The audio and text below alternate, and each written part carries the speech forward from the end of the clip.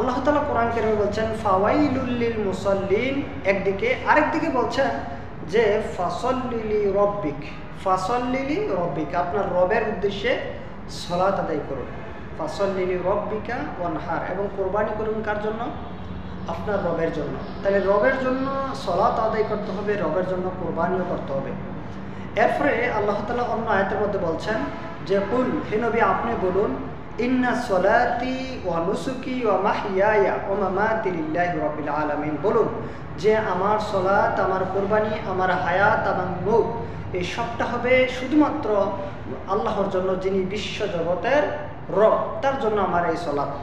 তাহলে এক কথায় আমরা বুঝতে পারলাম যে এক নম্বর বৈশিষ্ট্য হবে মুমিনদের কি, যে তারা তাদের সলাতে বিনয়বনত, অর্থাৎ বুঝে শুনে যদি আপনি সলাত আদায় করেন তাহলে আপনি আল্লাহর সামনে যে দণ্ডায়মান হয়েছেন সেটা বিষয়টা যদি আপনি বুঝতে পারেন তাহলে আপনি খুশুরুজের সাথে সলাত আদায় করতে পারবেন।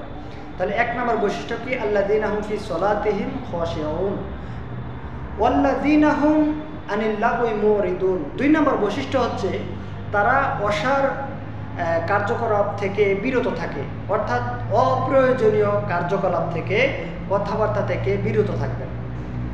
এমন কথা বলা যাবে না যেই কথার কারণে আমার কোনো পরকালীন কোনো উপকার হবে না অথবা দুনিয়াবি কোনো ফায়দা হবে না।